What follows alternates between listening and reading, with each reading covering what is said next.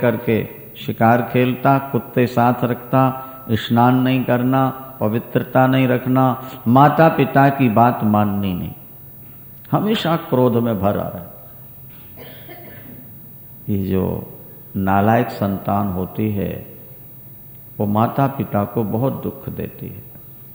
भागवत में लिखा है कि पुत्रहीन रह जाना अच्छा है नालायक पुत्र की अपेक्षा। परमात्मा पुत्र दे तो लायक दे, नहीं तो बिना बेटे के तुम अच्छे। क्योंकि नालायक पुत्र हमेशा माता पिता को दुख देता है, हमेशा। महाराज ये रोने लगे, पिता की संपत्ति चुरा के वेश्यागामी हो गया। ध्यान से सुनो जी, सारा पैसा बर्बाद कर दिया पिता की कमाई का, और मारने भी लगा माता पिता को। पिता रोने लगे। संत ने ठीक ही कहा था, ऐसा पुत्र न होता तो अच्छा है, लेकिन अब 60 वर्ष का हो गया, कहाँ जाऊं, क्या करूं। रो रहे थे तो गोकर्ण जी आके बैठ गए। गोकर्ण जी ने कहा, पिताजी इस माया मोह से ऊपर उठिए। ये केवल आपके घर की कहानी नहीं है, ये घर घर की कहानी है। वृंदावन वो बड़ा भाग्यशाली परिवार होता है जिसे बहू और बेटे लायक मिल जाते हैं। घर घर की स्थिति। 2 श्लोकों में उपदेश दिया। देखो, संत ने दिया फल, वो खिलाया गाय को, उससे हुआ पुत्र, वो सारे नगर को तार देगा। और अविद्या सहेली से लिया हुआ पुत्र सारे घर को, नगर को नरक बना देता है। अगर आप प्रकृति से नाता जोड़ के रखोगे तो परिवार नरक जैसा बना रहेगा, और परमात्मा से जोड़ोगे, संत से जोड़ोगे तो तुम्हारे सारे परिवार का उद्धार हो जाएगा। यह समझ। 2 श्लोक सुना है। देहे स्थिमांस रुधरे विमतिम त्यज त्वं जाया सुतादिषु सदा ममतां विमुंचो पश्यानिशं जगदिदं क्षणभंग निष्ठो वैराग्य राग रसिको भव भक्ति निष्ठो।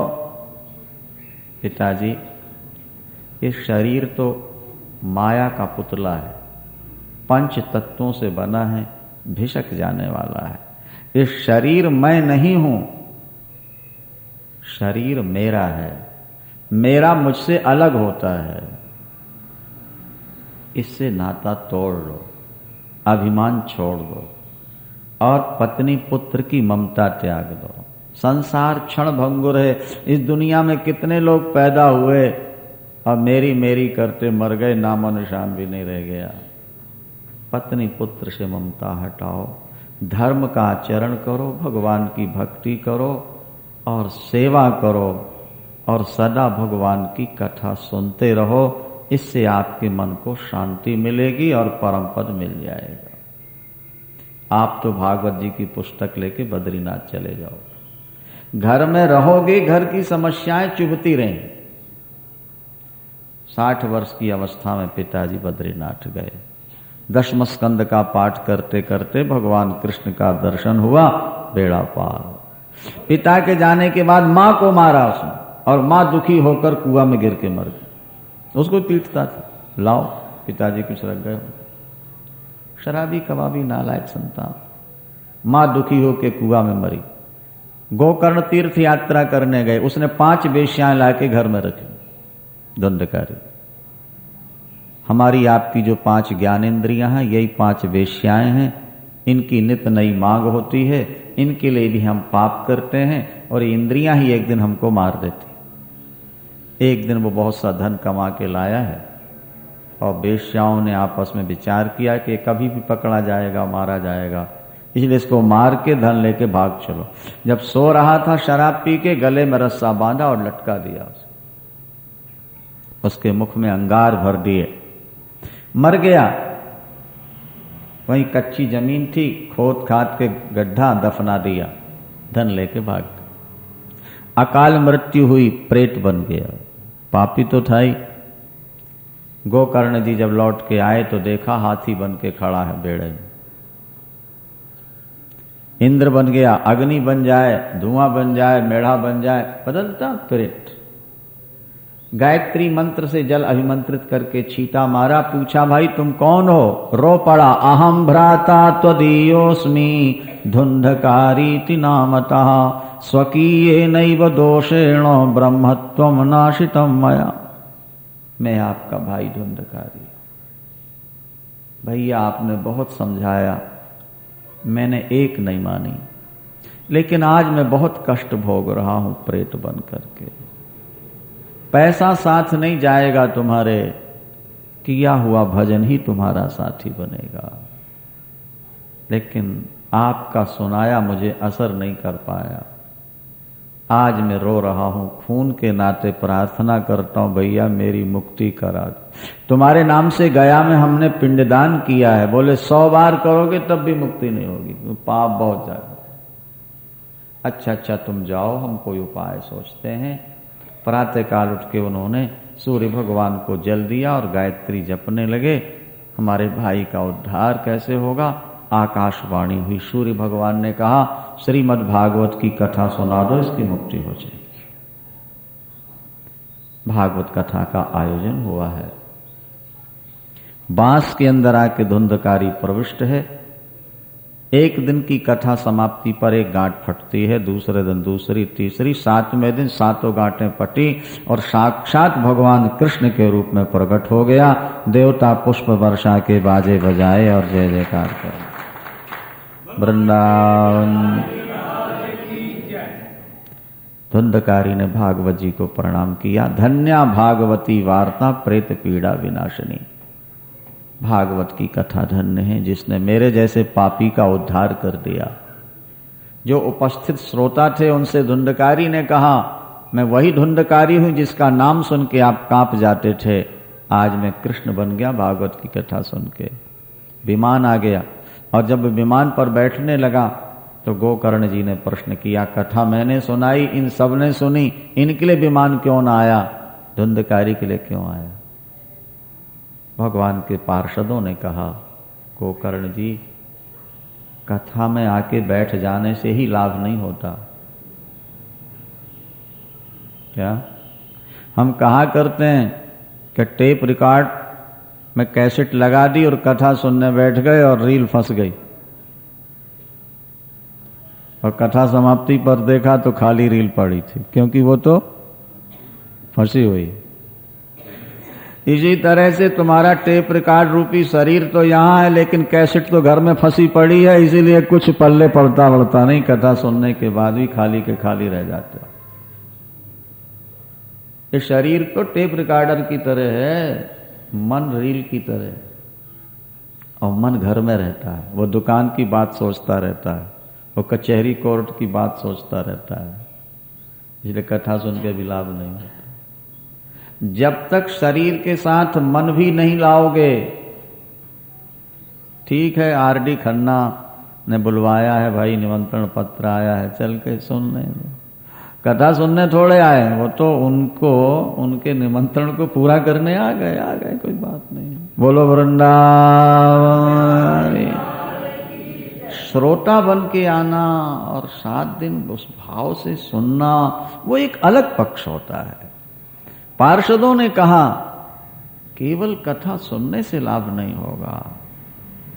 लाभ कब होगा? बोले विश्वासो गुरु वाक्येषु, गुरु के वचनों पर विश्वास हो, अपने में दीनता हो, मन के दोषों को जीत लिया गया हो, और कथा में एक मति हो, एक शब्द न छूटने पाए, और 7 दिन बिल्कुल भगवान के चिंतन में डूबे रहो, तत्काल फल मिलता है। इसने जो दिन में सुना है रात भर उसी पर विचार करता था। आप लोगों का मन घरों में था, इसलिए आपको लाभ नहीं। फिर हमारा उद्धार कैसे होगा? दोबारा कथा करो, निष्ठा के साथ लाभ होगा। दोबारा कथा प्रारंभ की, फिर श्रावण मास में इस बार बहुत लोग आए, बड़ी श्रद्धा से कथा सुनी, सुनाने वालों में भी वही भाव, सुनने वालों में। जैसे ही कथा समाप्त हुई, भगवान कृष्ण भक्तों के साथ प्रकट हो गए। देवता पुष्प वर्षा के बाजे बजाए और जय जयकार करते हैं। महाराज भगवान ने गोकर्ण का आलिंगन किया, गोकर्ण कृष्ण बन गए। जितने श्रोता थे सब के सब भगवत स्वरूप प्राप्त कर जाते हैं। विमानों पर बैठ के वैकुंठ जा रहे हैं। जैसे राम के साथ अयोध्या वासी गए, इसी तरह गोकर्ण के साथ सारे नगर के मनुष्य तो क्या, कीट पतंग पशु पक्षी भी वैकुंठ धाम चले। धुंधकारी ने नरक बनाया और संत के फल ने सारे नगर को वैकुंठ भेज दिया। इसलिए संत की सेवा भाग्यवान को मिलती। संत का संग बड़भागी पाइए, संत के संग नाम ध्याइए। संतन संग प्रभु लागे मीठा, संतन संग प्रभु पग पग दीठा। बड़े भाग्य पाई सतसंगा, कभी नहीं प्रयास हो ही भवभंगा। अब भागवत की कथा सुनने की विधि क्या है? तो ज्योतिषी को बुलाकर अच्छा मुहूर्त पूछ लो। श्रावण, आषाढ़, श्रावण, भाद्रपद, कार्तिक, मार्गशीर्ष, माघ और बैसाख, ये बड़े पवित्र मास कथा के। कथा का आयोजन घर में करो या तीर्थ में करो या मंदिर में करो। घर में कथा करनी है तो इतनी जगह होनी चाहिए, नहीं तो मंदिर में कर लो। सुंदर मंडप बनाओ, निमंत्रण पत्र जगह जगह भेजो, आग्रह करो 7 दिन यहीं आके रहिए। उनके ठहरने खाने पीने की व्यवस्था। यदि आप ना आ सकें तो चाहे 1 दिन के लिए आए, पर अवश्य पधारें। कीर्तन करने वालों को भी बुलवाओ, उनके खाने ठहरने की व्यवस्था करो। थोड़ा कीर्तन भी होना चाहिए कथा के साथ। मृदंग ताल ललितम कर्तव्यम कीर्तनम तत्। 5 ब्राह्मणों का वर्ण कर लो, 3 का, 2 का, शक्ति के अनुसार। प्रातः काल से दोपहर तक कथा चले, दोपहर विश्राम, फिर शाम तक कथा चले। उपवास करके रह जाओ तो बहुत बढ़िया बात, व्रत सुन, कथा सुन लो। उपवास नहीं कर सकते तो कथा समाप्ति के बाद शाम को 1 बार भोजन करो। दिन में फल फूल फलाहार कुछ ले लो। थोड़ा भोजन करना, उससे आलस नहीं रहेगा, निद्रा भी ज्यादा नहीं आएगी। और 7 दिन के लिए दूसरी बातें छोड़ दो, केवल भगवान के स्वरूप में रम जाओ। किसी की निंदा नहीं, चुगली नहीं, झूठ नहीं, कपट नहीं। जिंदगी के 7 दिन ठाकुर को दे दिए बस। कथा समाप्ति के बाद हवन कराओ या गीता सुनो। 12 ब्राह्मणों को भोजन करा देना। जिन्होंने कथा सुनाई है उन आचार्य को, गुरु को अपनी शक्ति के अनुसार सोना, चांदी, अन्न, वस्त्र, गोदान, भूमिदान, सोने की सिंहासन बना के भागवत जी रख के दान करो। सायुज्य मुक्ति शक्ति के आधार पर है। इस तरह भागवत की कथा सुनी जाए, निश्चित फल प्राप्त होता है। श्री बांके बिहारी। सनकादि कथा सुना रहे थे नारद जी को।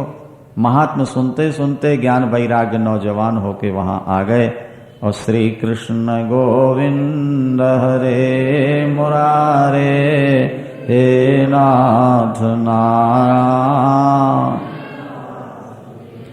श्री कृष्ण गोविंद।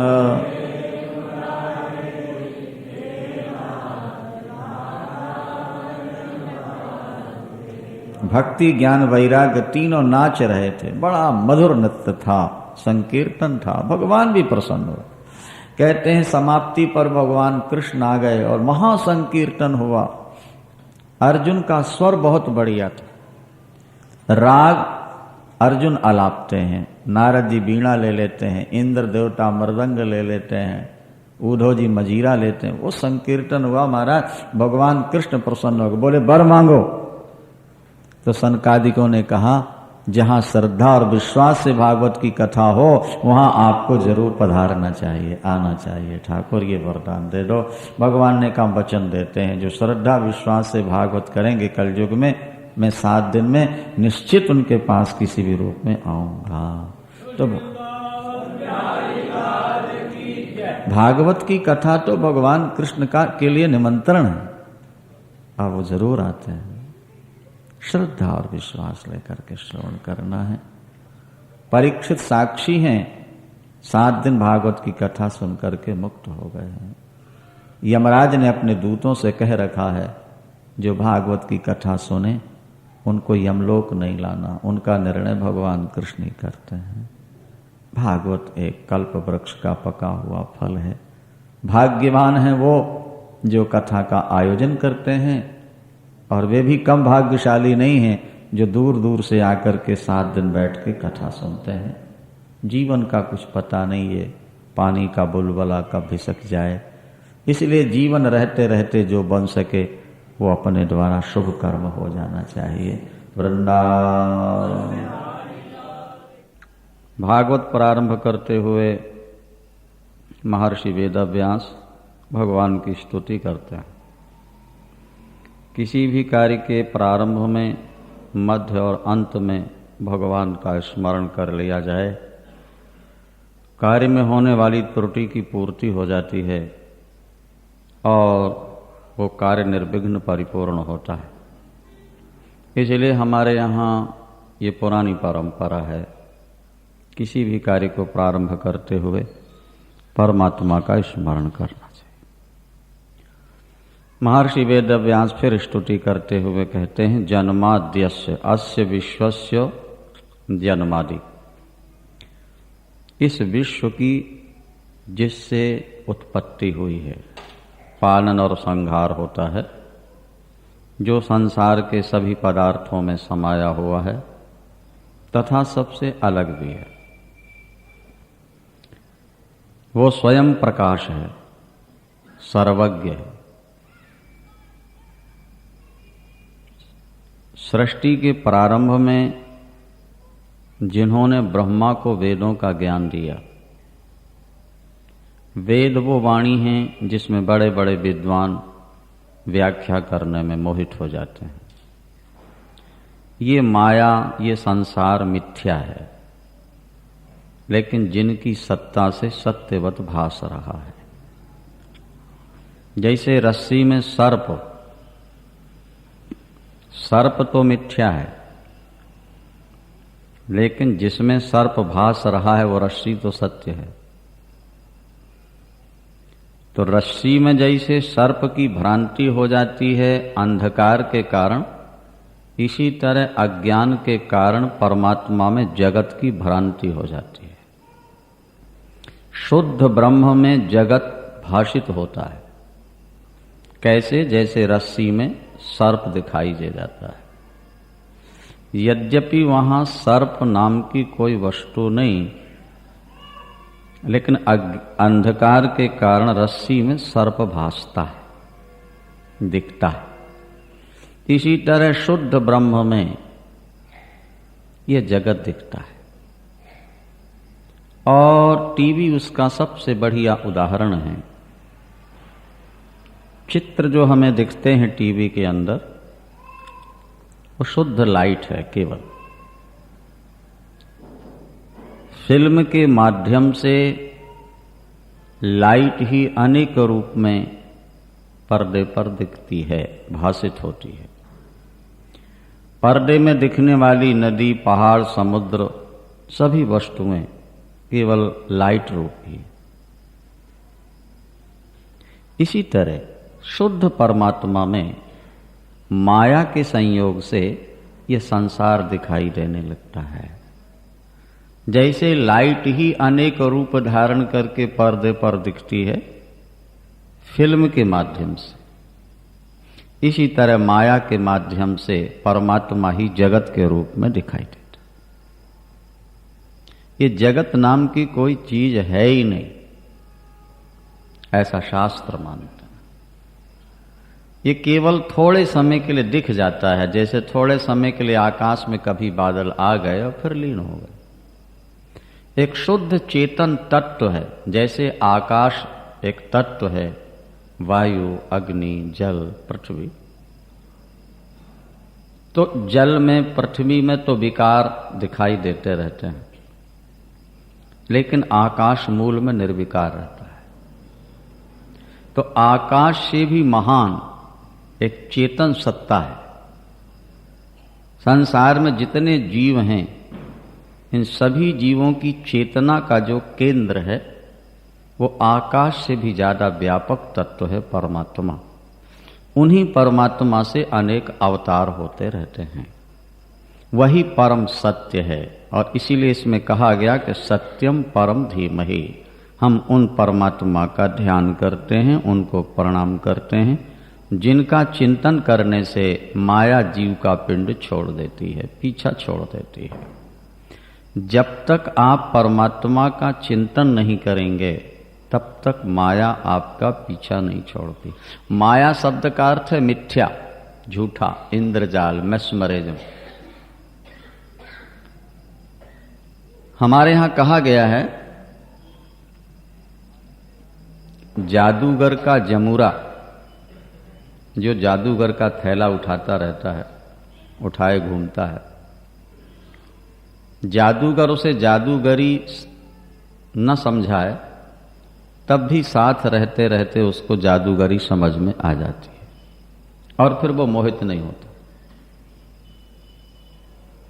दर्शक तो मोहित हो जाते हैं, आश्चर्य में पड़ जाते हैं जादूगर की जादूगरी देखकर, लेकिन जो उसका थैला उठाने वाला है उस पर उसका असर नहीं होता, क्योंकि वो हाथ की सफाई को समझ चुका है, साथ रहते रहते।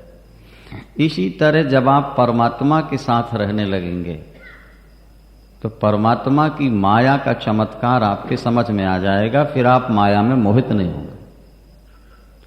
परमात्मा के साथ रहने का क्या स्वरूप है? तो कहते हैं कि परमात्मा की कथा सुनते रहिए, परमात्मा का नाम लेते रहिए, उनका पूजन करते रहिए, यही उनकी समीपता है, यही उनका साथ है। इतना करते करते करते आप परमात्मा के रहस्य को समझें। सवेद धातु पदवीं परस्यो दुरंत वीर्यस्य रथांगपाणे यो मायया संततयानुवृत्त्या भजेत तत्पाद सरोज गंधम। जो निष्कपट भाव से भगवान के चरणार बिंदों के रस का स्वाद लेते रहते हैं, जो भगवान की कथाएं सुनते रहते हैं, जो उनके संकीर्तन में लगे रहते हैं, निष्कपट भाव से। देखा देखी तो बहुत लोग भजन कर लेते हैं, मजबूरी में बहुत लोग भजन कर लेते हैं। घर में संकट आ गया, किसी उपाय से दूर नहीं हो रहा, किसी ने कहा भगवान का भजन करो दुख दूर हो जाएगा, करने लगे। वो वास्तविकता नहीं है। निष्कपट भाव से जब तुम परमात्मा का चिंतन करोगे तो भगवान अपनी माया का स्वरूप आपको धीरे से समझा देंगे, और जब माया समझ में आ जाएगी तो फिर आप फंसेंगे। इसलिए परमात्मा का चिंतन कीजिए। देखो ये संसार असार है, असारे संसारे विषय विषसंगा कुल धिया क्षणार्थं क्षेमार्थं पिबत शुक गाथा तुलसुधाम।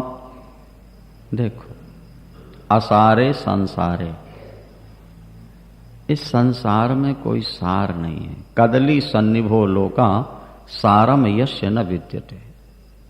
ये संसार केले के झाड़ की तरह है, उसके पत्तों को छीलते जाओ, पट्टे पट्टे निकलते जाएंगे, अंदर गूदा नहीं है।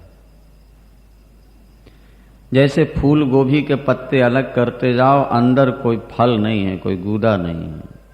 प्याज के छिलके छीलते जाओ, अंत तक छिलके ही छिलके निकलते हैं। इसी तरह इस संसार में कोई सार नहीं है।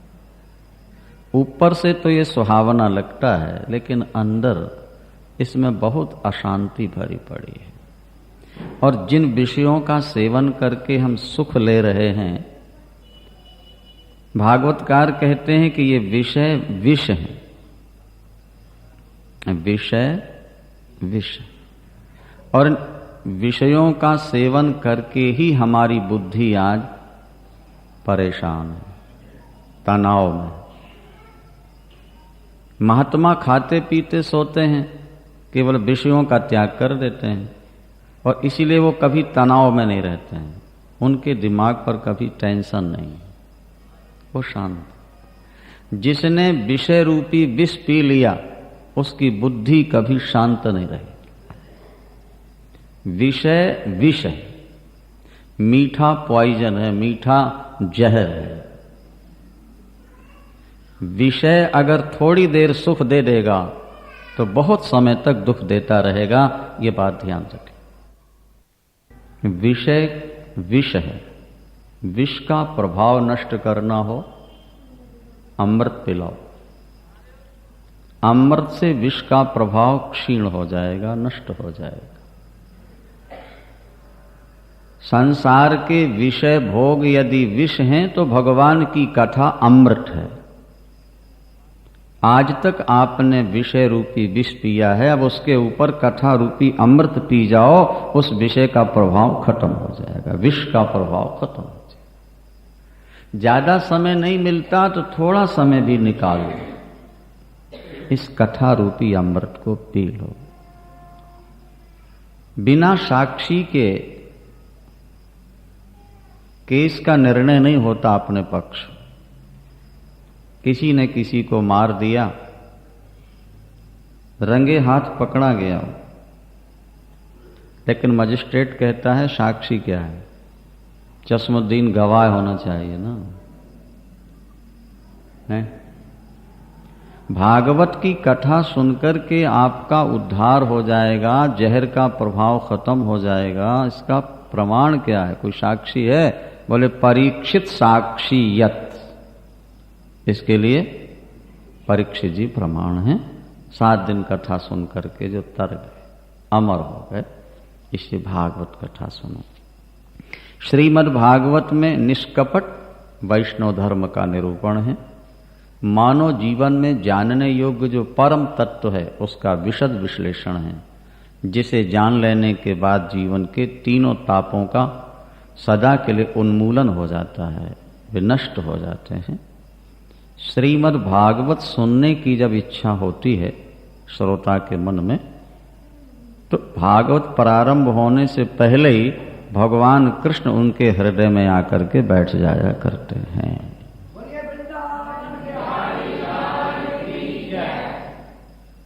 जैसे सिनेमा के प्रेमी पिक्चर प्रारंभ होने से पहले हॉल में आके बैठ जाते हैं, इसी तरह प्रभु भागवत से इतना प्यार करते हैं कि जो भागवत सुनना चाहे उसके दिल में आके बैठ जाते हैं, ताकि इसके कानों से हम भी भागवत की कथा सुनते रहें।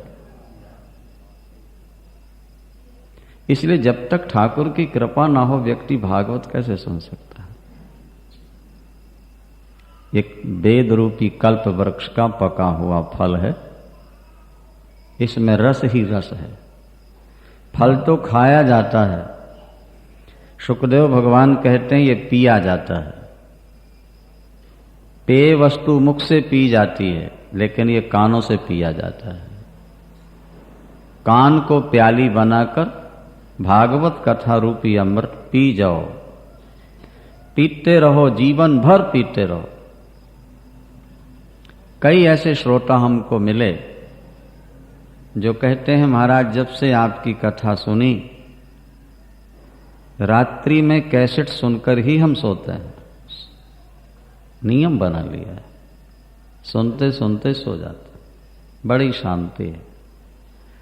पिबत भागवतम रसमालयम, भागवत रस पियो, कब तक पियो? जब तक जियो, मृत्यु पर्यंत पीते रहो, दोबारा जन्म नहीं लेना पड़ेगा। भाई जन्म और मृत्यु का बहुत बड़ा कष्ट है।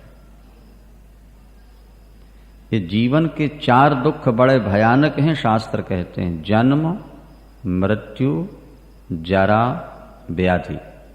ये भगवान कृष्ण कह रहे हैं। हो सकता है आपके जीवन में कोई बीमारी न लगे या बुढ़ापा ना आए, पहले ही समाप्त हो जाए, पर जन्म और मृत्यु का दुख तो अवश्यम भावी है ना। उसे तो कोई मिट ही नहीं सकता। दो, और दो बीच में आते हैं, भयानक बीमारी का लग जाना या ज्यादा दिन जीने के बाद वृद्ध हो जाना। वृद्धावस्था में शरीर का एक एक अंग पीड़ा देता है, गांठ गांठ में दर्द होता है, पाचन क्रिया क्षीण हो जाती है, खाने की इच्छा बढ़ी है, हजम होता नहीं, बूढ़े के पास कोई बैठता नहीं, बात करना चाहता है पर उससे कोई बोलता नहीं, कान वैसे जवाब दे जाते हैं, आंखें भी जवाब दे जाती हैं। वृद्धावस्था बहुत बड़ा दुख का जीवन है, एक एक दिन गिन के काटना होता है। और भयानक बीमारी लग जाए तो फिर व्यक्ति खाट पर पड़ा पड़ा एक एक क्षण गिनता रहता है। इन सब से छुट्टी पाना हो तो भगवान की शरण में आ जाओ। भगवान कृष्ण कहते हैं, अर्जुन अगर मेरा भजन करके तुमने मुझे प्राप्त कर लिया तो मैं तुमको वहां ले जाऊंगा जहां से लौट के दोबारा यहां आने नहीं पड़ेगा। तुम यद गत्वा न निवर्तन्ते तद्धाम परमम मम। मेरा वैकुंठ धाम वो है जहां जाकर व्यक्ति वापस नहीं लौट। वहां क्या है, क्या मिलेगा? बोले न तत्र शोको न जरा न मृत्यु। मेरे वैकुंठ में कोई शोक नहीं, दिमाग में कोई तनाव नहीं, न जरा, वहां बुढ़ापा नहीं आता किसी, न मृत्यु, वहां किसी की मृत्यु नहीं होती, न चारती, वहां कोई दुख नहीं, वहां मन में कोई उद्वेग नहीं, वहां आनंद का ही जीवन है, वहां तक मृत्यु पहुंच नहीं पाती। पार्थ भजन करके मुझे प्राप्त कर लो। आदि शंकराचार्य भगवान भी यही कहते हैं, पुनरपि जननम पुनरपि मरणम पुनरपि जननी जठरे शयनम इह संसारे खलु दुष्टारे कृपया पारे पाहि मुरारे। भज गोविंदम गोविंदम भजो मूढ़ मत। अरे मूर्ख जीव, भगवान के पाद पद्मों का चिंतन कर ले, जन्म और मृत्यु के चक्र से सदा के लिए मुक्त हो जाएगा। माता के गर्भ में शयन करना नरक है, नरक। जन्म दुख, जरा दुख, मृत्यु दुख, गर्भ दुख, दुखों ही दुखों से जीव भरा पड़ा है। अभी हम कहीं कथा सुनाते हुए सुना रहे थे कि ये जो बेचारे मिस्त्री होते हैं, ठेकेदार होते हैं, लेबर और मिस्त्री, ये बहुत बढ़िया बढ़िया कोठियां बनाते हैं, लेकिन इनको रहने को नहीं मिलता। ये बेचारे झोपड़ियों में रहते हैं, बनाते वे हैं, रहते दूसरे हैं। जीवन भर कोठियां बनाते रहते हैं, लेकिन रहने को नहीं मिलती कोठी। इसी तरह हमारा आपका भी हाल है। बचपन के बाद जैसे ही होश संभाली वैसे गृहस्थी बनानी प्रारंभ की। कोठी बनाओ, कार खरीदो, दुकान खरीदो, ब्याह करो, ये करो, वो करो। और जब सब तैयार हुआ तब तक यमराज का नोटिस आ गया, चलो। मर गए, नरक में दुख भोगे, दोबारा जन्म लिया, होश संभाली, फिर बनाना शुरू किया। बनाते बनाते जब खाने का रहने का समय आया फिर नोटिस आ गया, चलो। फिर मर के दुख से फिर जन्म लिया, फिर करोड़ों जन्म बीत गए। उन लेबर और मिस्त्रियों की तरह नया घर बसाते गए और छोड़ करके आगे बढ़ते चले गए। यहां कुछ परमानेंट नहीं है, मृत्यु का कोई निश्चित समय नहीं है, मरने के बाद साथ कुछ जाने वाला नहीं। हम तो कहा करते हैं कि भाई तुम नरक न मानो, स्वर्ग न मानो, भगवान न मानो, लेकिन जो आंखों देख रहे हो वो तो मान लो। क्या मृत्यु का कोई निश्चित टाइम नहीं है? ये आंखों देख रहे हो, बच्चे मर रहे हैं, जवान मर रहे हैं, स्वस्थ मर रहे हैं, इसको तो मान लो। और मरने वाला साथ कुछ ले नहीं जाता, ये आंखों देख रहे हो तो ये तो मान लो कम से कम। और जो अच्छा काम कर जाते हैं मरने के बाद लोग उनका यश गाते हैं। गंदे लोग मरते हैं तो लोग सोचते हैं चलो भला हुआ, मोहल्ले का कांटा निकल गया, उसकी अपकीर्ति होती है। तो कम से कम मरने के बाद कोई तुम्हारा नाम लेता रहे, तुम्हारा यश गाता रहे, इतना तो कर लो, और नहीं कुछ कर सकते तो। जीवन को संभालो। ये मानव जीवन देवताओं के लिए भी दुर्लभ है। ये केवल खाने कमाने के लिए नहीं मिला भैया। पति पत्नी का सुख तो जानवरों को भी मिल जाता है। वे भी पति पत्नी मिलकर रहते हैं, बच्चों का उनको भी प्यार मिल जाता है। चिड़िया भी चोंच में दाना लाके बच्चों को खिलाती है, अपने पंखों से उनको खुजलाती है, चोंच से चोंच मिला के प्यार कर लेते हैं। वे भी खाते हैं, सोते हैं, बाल बच्चे पैदा करते हैं और पति पत्नी मिलकर रह लेते हैं। अगर यही काम हम मानव जीवन में करते रहे तो फिर उन पशु पक्षियों में और मनुष्य में अंतर क्या रह गया, जरा ये तो बताओ। भागवत ने तो लिखा है कि वो व्यक्ति गधे, कुत्ते और सुअर से भी गया बीता है जो मनुष्य का शरीर पाके परमात्मा का चिंतन नहीं करता। स्वबिट बराहोष्ट्र खरई संस्तुता पुरुषा पशु। सुखदेव भगवान कहते हैं वो व्यक्ति पुरुष पशु है। आकृति से पुरुष है, नाम से पुरुष है, लेकिन वास्तव में वो पशु है। पुरुष पशु भागवत का शब्द। और गधे, कुत्ते, सुअर जैसा भगवान का पावन नाम छोड़ करके निंदा और चुगली रूपी गंदगी खाने वाला, भगवत कथा अमृत है, उसको पीना छोड़ करके दुनिया की गंदी बातें सुनता रहता है। भगवान के दिव्य स्वरूप का दर्शन छोड़ करके सेक्स प्रधान गंदे चित्र देखता रहता है। ये जीव देखता हुआ अंधा, सुनता हुआ बहरा और बोलता हुआ गूंगा है। बोलना तो जानता है लेकिन नाम नहीं लेता, सुनता तो है पर कथा नहीं सुनता, और दृष्टि है पर भगवान का दर्शन नहीं करता। अंधा, बहरा और गूंगा है। मानो जीवन तुम्हें प्राप्त हुआ है, भगवान की कथा में अपना समय बिता दो। संकट में भी भगवान का नाम ले लिया जाए तो समस्त पापों से व्यक्ति मुक्त हो जाता है। शौनकादि ऋषि सूत जी से कहते हैं, हम बहुत दिनों से कथा सुन रहे हैं लेकिन हमको तृप्ति नहीं मिल रही। हमें लगता हम और सुने और सुने और सुने।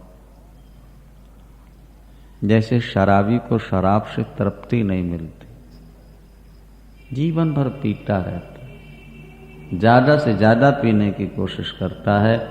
इसी तरह जब आपके हृदय में भगवत कथा के प्रति स्वाद आने लगे और ज्यादा से ज्यादा सुनने की लालसा बढ़ जाए, समझ लेना आपको निश्चित भगवान की भक्ति मिलेगी और भगवत दर्शन होगा, आपका जीवन सफल हो जाएगा। वृंदावन।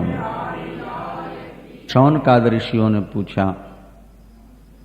भगवान कृष्ण और बलराम जी ने कौन कौन सी लीलाएं की? उनके लीला समापन के बाद धर्म किसकी शरण में गया?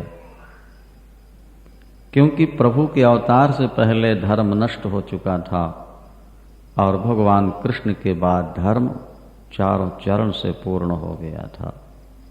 सूत जी बहुत प्रसन्न हुए, सुखदेव भगवान को प्रणाम किया, नर नारायण को प्रणाम किया और कहने लगे, ऋषियों, दुनिया में सबसे श्रेष्ठ धर्म वो है जहां तुम्हें भगवान की भक्ति मिल जाए। जिसे भगवान की प्रेमा भक्ति मिल जाएगी उसके हृदय में ज्ञान और विज्ञान अपने आप जागृत हो जाते हैं। और जब वैराग्य और ज्ञान का जन्म हो जाता है तो हृदय की गांठ खुल जाया करती है। अपने धर्म का पालन करने के बाद भी यदि आपको भक्ति ज्ञान नहीं प्राप्त हुआ तो धर्म पालन का कोई विशेष फल नहीं है, ऐसा मान लेना चाहिए। थोड़ा सा कठिन है, ध्यान से सुनो। वृंदावन बिहारी व्यक्ति धन कमाता है उसके दो रास्ते हैं। धन कमा के या तो धर्म में लगाए या उससे भोग ले, ऐश कर ले। तो धन कमाने का फल है धर्म, और धर्म के भी दो रास्ते फल हैं। या तो धर्म कमा के फिर भगवान से धन मांगे कि मैंने इतना दान किया मुझे और मिले, या धर्म करके भगवान के चरणों में उसका फल समर्पित कर दे तो हृदय शुद्ध हो जाएगा, उससे भगवान की प्राप्ति हो जाती है। धन कमा के ऐश नहीं करना, धर्म करना। धर्म करके फिर धन नहीं मांगना, हृदय की शुद्धि मांग ले। इंद्रियों से विषयों का सेवन उतना ही करना जितने से जीवन चलता रहे।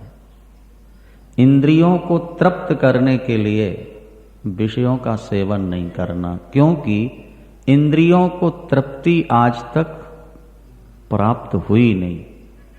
इंद्रियों को जितने विषय देते जाओगे भोगने की इच्छा उतनी ज्यादा बढ़ती चली जाए। कामस्यो नेन्द्रिय प्रीति लाभो जीवेत यावता। इंद्रियों में आग जलती है, आग, और विषय उसमें घी का काम करता है। जितने विषय देते जाओगे उतनी ही आग बढ़ती जाएगी, और नहीं दोगे तो आग बुझ जाएगी। और भोगों की इच्छा मर गई माने भक्ति जाग गई, और भक्ति जाग गई माने भगवान मिल गए। जब तक भोगों की लालसा है तब तक भक्ति नहीं है, और जब तक जीवन में भक्ति नहीं आई तब तक भगवान नहीं मिलेंगे, और भगवान नहीं मिलेंगे शांति नहीं मिलेगी। ये तो हो गई धर्म, अर्थ और की बात, काम की। धर्म, अर्थ और काम। अब कर्म की बात भी सुन लो। सूत जी कहते हैं शौनकाद ऋषियों से कि जीवन भर कर्म नहीं करते रहना, एक निश्चित समय अपने जीवन का बना लो, इस समय तक कर्म करेंगे फिर छोड़ देंगे। कितना ही प्रॉफिट हो कर्म छोड़ दें। क्यों? मानव जीवन केवल पैसा कमाने के लिए नहीं मिला है। मानव जीवन तत्व के लिए जिज्ञासावान होने के लिए मिला है, अपने मूल तत्व को समझने के लिए मिला है, ईश्वर को समझने के लिए। तो जब जिंदगी भर धन ही कमाते रहोगे तो फिर ज्ञान प्राप्त करने का समय कहां मिलेगा आपको? भाई सारी रात्रि आप बिस्तर बिछाते रहो, ये रजाई ले आओ फिर ये बदल दो, ये चादर लाओ फिर ये बदल दो, ये तुलाई लाओ, ये तकिया बदलो, ये रात भर आप सेट करते रहे बिस्तर। सोएंगे कब फिर आप? जो व्यक्ति रात भर बिस्तर ही बिछाता रहेगा वो फिर सोएगा कब? जो व्यक्ति सारी जिंदगी कर्म ही करता रहा, सुबह से उठा दुकान में घुस गया और दुकान से निकला तो घर में घुस गया, घर से निकला दुकान में घुस गया, न सत्संग, न पूजा, न पाठ, न तीर्थ, न स्नान, न संत, न गुरु, तो ऐसे व्यक्ति को ज्ञान कब मिलेगा? इसलिए कर्म के भी दो स्वरूप हैं। या तो एक सीमा तक कर्म करके बिल्कुल छोड़ दो और बचा हुआ जीवन सत्संग में लगा दो, अथवा अगर कर्म किए बिना नहीं रह सकते हो तो एक सीमा के बाद जो कमाओ वो दान करते चले जाओ।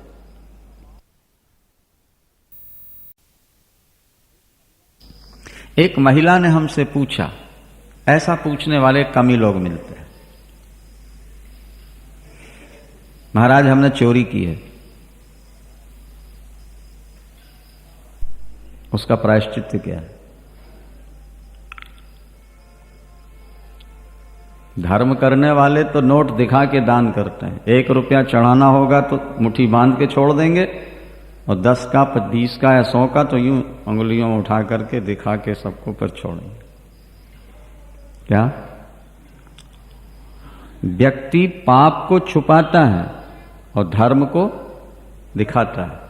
लेकिन पहले जमाने में ऐसा नहीं था, लोग धर्म को छुपा देते थे और पाप को बता देते थे। जो चीज आप ओपन करोगे, बताओगे, वो खत्म हो जाएगी, और जो छुपा लोगे वो बढ़ती चली जाएगी। अपना पाप छुपाओगे वो बढ़ता जाएगा, अपना धर्म छुपा लोगे वो बढ़ता जाएगा, अपना पाप बता दोगे वो खत्म हो जाएगा, अपना पुण्य बता दोगे वो खत्म हो जाएगा। क्या समझ? उस महिला ने हमसे पूछा, हमने चोरी की। हमने कहा ना कि ऐसे लोग हमको लाखों में कोई एक मिलते। महाराज उसका प्रायश्चित क्या है? हमने कहा जितनी चोरी की हो से दूना दान कर दो, इतने हजार भगवान का रोज नाम जपो और आगे चोरी नहीं करेंगे संकल्प कर लो। बहुत खुश हुई वो महिला, बहुत प्रसन्न। मैं कर दूं। व्यक्ति कर्म करे, देखो कर्म में कुछ ना कुछ पाप होते रहते हैं, और पाप एक वो चीज है जो बुद्धि के ऊपर कालिख पोतती रहती है, लाइट को रोकती रहती है। इसलिए एक सीमा तक कर्म करो, उसके बाद कर्म छोड़ दो बिल्कुल। भगवान के भजन पूजन कीर्तन में डूब जाओ, परोपकार में लग जाओ। अगर कर्म किए बिना न रह जाए तो फिर ये संकल्प ले लो कि इसके बाद जो भी प्रॉफिट होगा वो दान करेंगे, और व्यापार में बेईमानी नहीं करेंगे। और नहीं तो कर्म छोड़ करके फिर आ जाओ ईश्वर की ओर और अपने तत्व को समझने का प्रयास करो। जीवन का मूल तत्व क्या है? वेदांती उनको ब्रह्म कहते हैं, योगी उसे परमात्मा कहते हैं, भक्त उनको भगवान कहते हैं। वो जीवन का मूल तत्व है, उसे पाए बिना शांति नहीं मिले, शांति नहीं। गंगा की धारा गंगोत्री से देखो चलते हुए दौड़ रही है, और तब तक दौड़ती रहेगी जब तक समुद्र को प्राप्त नहीं कर लेती। ठीक इसी तरह जीव इस संसार में जब से भगवान से बिछड़ा है दौड़ ही रहा है, और तब तक दौड़ता रहेगा जब तक भगवान को प्राप्त नहीं कर लेगा। और मानव जीवन से ही परमात्मा मिल सकते हैं, दूसरे शरीरों से नहीं मिलेंगे। अभी कहीं कथा सुनाते हुए हमने कहा था कि देखो हमारी सृष्टि में 84 लाख प्रकार के जीव हैं, लेकिन हाथ केवल मनुष्य के पास है। 84 लाख में हाथ केवल इंसान के पास, न पक्षियों के पास है, न पशुओं के पास है, न जल में रहने वालों के पास है, न आकाश में उड़ने वालों के पास। ईश्वर ने हाथ किसी को नहीं दिया, केवल मनुष्य को दिया। इसलिए कि हाथों से ठाकुर की सेवा कर ले, माता पिता की सेवा कर ले, कुछ माला जप ले, चंदन घिस के भगवान को लगा, फूल माला बना के पहना, गरीबों की सहायता करते। और अगर इनका दुरुपयोग हुआ तो अगले जन्म में ये काट के फिर पैर जोड़ दिए जाएंगे, जानवर बना दिया जाएगा, फिर हाथ नहीं मिलेंगे। इसलिए तो भगवान राम स्वयं कहते हैं ना भाई कि बड़े भाग्य मानुष तनु पावा, बड़े भाग्य मानुष तनु पावा, के सुर दुर्लभ सद ग्रंथ गावा। मनुष्य का शरीर बड़े भाग्य से मिलता है, सुर दुर्लभ। मनुष्य का शरीर देवताओं के लिए भी दुर्लभ है, देवताओं से भी श्रेष्ठ है, क्योंकि देवलोक में स्वर्ग में भोगों की इतनी बहुलता है कि देवता भजन कर ही नहीं सकते। हमारे विष्णु पुराण में एक श्लोक आता है कि देवता भगवान से प्रार्थना करते हैं,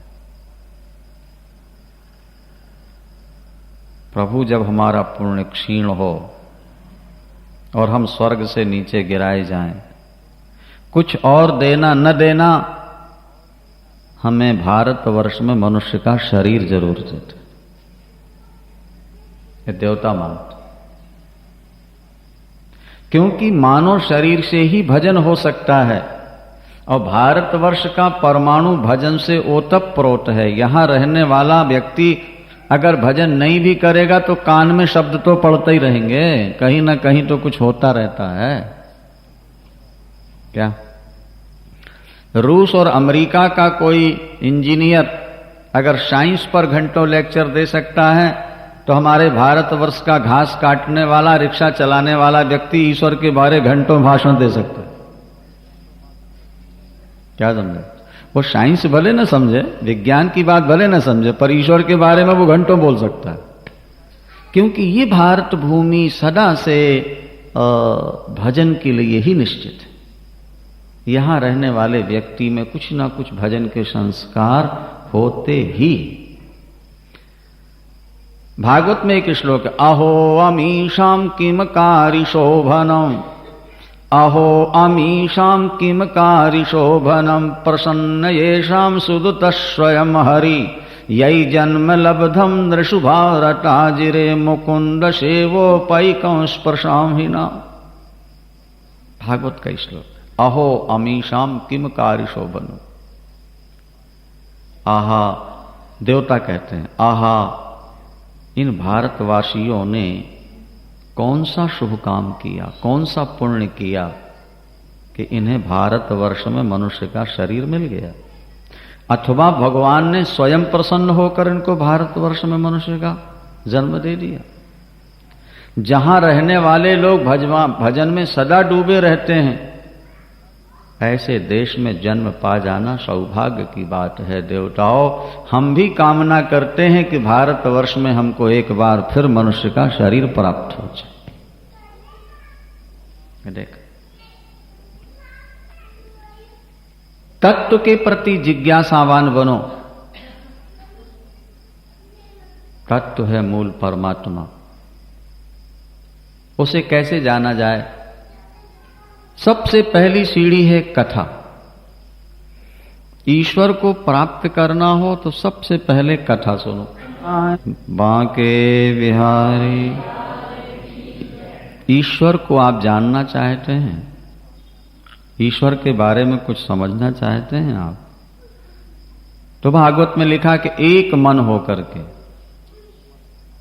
भगवान की कथा सुनना प्रारंभ करो, उनका कीर्तन करो, उनका स्मरण करो। जब कथा सुनने लगोगे तो कीर्तन भी होने लगेगा, और कथा और कीर्तन होने लगा तो भगवान का स्मरण भी होने लगे। जैसे चाकू या तलवार गांठ को, रस्सी को काट देती है, इसी तरह भगवान का ध्यान जड़ और चेतन की गांठ को काट देता है। लेकिन कथा में तो मन नहीं लगता।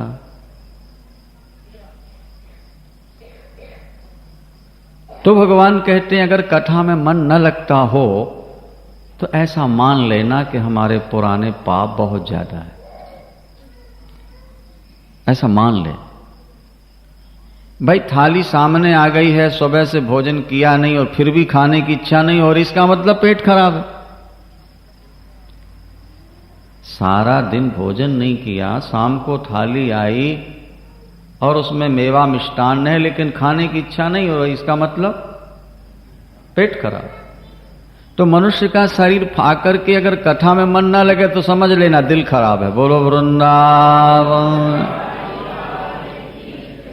जिसके दिल में पाप होंगे उससे कथा मीठी नहीं लगे। पापवंत कर सहज स्वभाव, पापवंत कर सहज स्वभाव, और भजन मोर ते भाव न कावो, कि जो पय दोष्ट हृदय सोई होई, कि मोरे सन्मुख आव कि सोई। अच्छा, कथा में मन लगता नहीं और हम कथा सुनना चाहते हैं।